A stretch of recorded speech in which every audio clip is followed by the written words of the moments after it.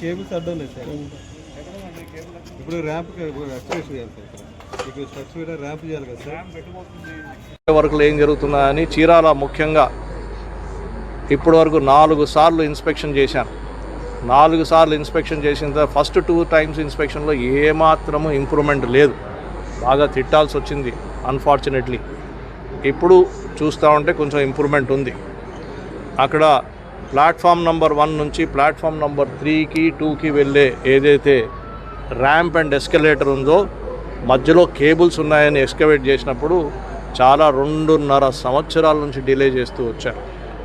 అవన్నీ సార్ట్అవుట్ చేసి కోఆర్డినేషన్ మీటింగ్లు పెట్టి నేను అప్పుడు ఆ కేబుల్స్ అన్ని పక్కకి పెట్టించి అక్కడ బెడ్ కూడా ఏర్పాటు చేసేసాం. బెడ్ కూడా రేపు వేస్తారు, రేపు కానీ ఎల్లుండి కానీ వేస్తారు. వర్క్ స్టార్ట్ అవుతుంది. త్వరలో మనకి ఎస్కలేటరు అండ్ ఫుట్ ఓవర్ బ్రిడ్జ్ పోవడానికి ర్యాంప్ వస్తుంది. ఇప్పుడు ఉన్న ర్యాంప్ కూడా బాగాలేదు, స్టెప్స్ ఎగుడు దిగుడుగా ఉన్నాయి. దాన్ని కూడా కరెక్షన్ చేసే అవసరం ఉంది. నేను అధికారులతో అడుగుతున్నాను, రైల్వే అధికారులతో దాన్ని కూడా రెక్టిఫై చేయమని చెప్తాను. అయితే నేను మొదటి నుంచి ఒక సమస్యని గట్టిగా పట్టుకుని ఉన్నాను ఇక్కడ. అదేమిటంటే ఈ ఫుట్ ఓవర్ బ్రిడ్జ్ వెనకాల ఏదైతే కనిపిస్తూ ఉందో ఆ foot over bridge platform number 1 నుంచి ఈ వీధిగా వెళ్తూ ప్లాట్ఫామ్ నెంబర్ 2, 3 తర్వాత ప్లాట్ఫామ్ నెంబర్ 4, 5 దగ్గరికి వెళ్ళి ఎండ్ అయిపోయి రైట్కి లెఫ్ట్కి టర్న్ అయింది. రైట్కి టర్న్ అయిన తర్వాత మీరు అక్కడ చూస్తే అది 3 సార్లు అటు తిరిగి ఇటు తిరిగి కింద ప్రతిసారి ఎగుడు దిగుడు అయ్యి అది వేసే స్టెప్ కూడా స్లిప్పరీగా ఉంది. వృద్ధులు, మహిళలు, చిన్నపిల్లలు జారి పడిపోయే అవకాశాలన్నీ జరుగుతూ ఉన్నాయి, మన దృష్టికి రావట్లే.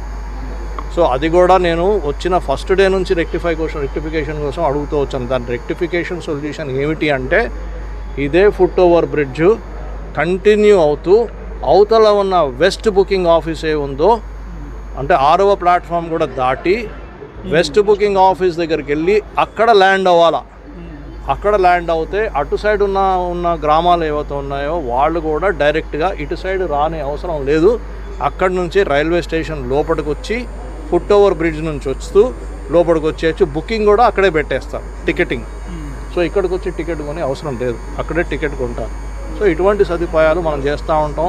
ఇప్పుడు లైటింగ్ కూడా చూస్తూ ఉంటే ఎక్కడైతే కవర్ ఓవర్ ప్లాట్ఫామ్ అంటాం ఈ షెల్టరు, దాని కింద న్యాచురల్లీ లైటింగ్ బాగుంది. ఎక్కడైతే కవర్ ఓవర్ ప్లాట్ఫామ్ లేదో, కవర్ లేదో అక్కడ లైటింగ్ సరిగ్గా లేదు. అది కూడా లైటింగ్ ఇంప్రూవ్ చేయాలని చెప్పాను. ఇవన్నీ చేస్తూ అడుగు అడుగున ప్రతిరోజు ఇంప్రూవ్మెంటే కనిపించాలి. ఇది కూటమి ప్రభుత్వం. కూటమి ప్రభుత్వంలో మనకి ఇంప్రూవ్మెంటే కనిపిస్తుంది, కనిపించేటట్టు చేస్తాం. ప్రతి నెల వస్తాను, ఎవరిని వదలను, ఎవరిని పడుకోనియను. రైల్వే అధికారులని వాళ్ళు పని చేయాల్సిందే. చీరాల కోసము బ్రహ్మాండంగా మనం పనిచేయాలి. ఎందుకంటే చీరాలంటే నాకు చాలా ఇష్టము.